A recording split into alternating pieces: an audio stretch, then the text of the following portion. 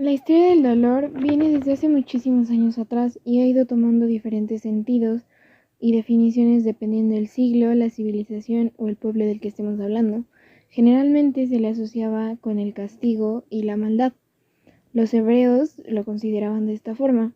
En Egipto consideraban que el dolor era la entrada de un espíritu de la muerte y la única forma de que saliera era mediante fluidos como era la orina, el vómito o el sudor. En China veían al dolor como un desequilibrio y lo relacionaban con el yin y el yang, una imagen muy conocida en la que podemos ver el color blanco y el color negro, representándonos el balance entre el bien y el mal. En 1596, un físico llamado René Descartes dio su primer planeamiento del dolor como un mecanismo de defensa. En 1932 se creía que el dolor era un impulso nervioso y finalmente en 1965 se desarrolló la teoría de la compuerta. En 1894 surgió una teoría de la especificidad del dolor. En ella se creía que el dolor era generado por receptores específicos, los cuales transportaban la información del dolor hacia el cerebro como con una especie de cuerdas, como un instrumento o una guitarra, que vibraban al ser estimuladas. En 1955 se creó otra teoría que era la del patrón periférico. En ella se consideraba que el dolor era una estimulación excesiva que producía un portón de impulsos nerviosos y eso era lo que ellos conocían como el dolor. Hasta 1965 se creó la teoría de la compuerta, en la que se decía que no pueden entrar dos impulsos a la vez, afirmando que los estímulos no dolorosos cierran las puertas a uno doloroso, evitando que la sensación viajara al sistema nervioso y de esta forma no se podía sentir dolor. El concepto de dolor. Podemos decir que todo organismo con un sistema nervioso central es capaz de expresar el dolor, pero he aquí una pregunta: ¿qué es el dolor?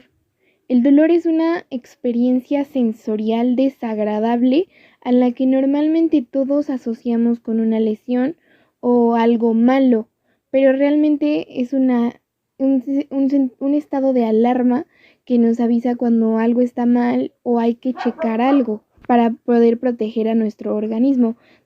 También es importante recalcar que dentro del dolor entran, entran estados psicológicos y no solo es algo físico.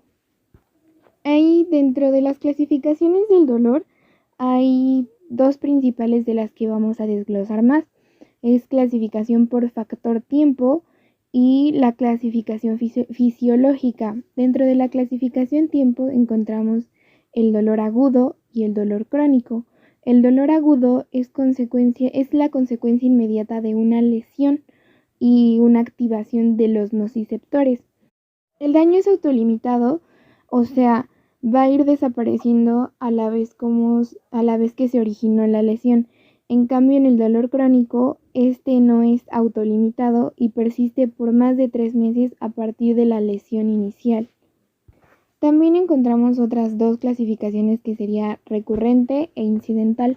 En la recurrente son crisis dolorosas episódicas de poca duración y la incidental son circunstancias específicas. Dentro de la clasificación fisiológica tenemos el dolor nociceptivo y el neuropático.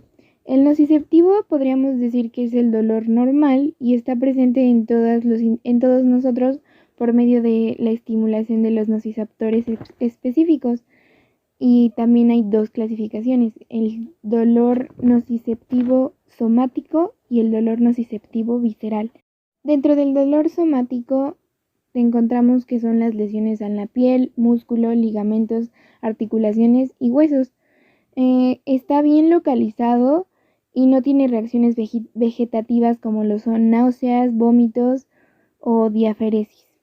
En cambio, el visceral es en órganos internos y es un dolor mal localizado que se extiende más allá del órgano lesionado. Normalmente aquí sí hay reacciones vegetativas como el vómito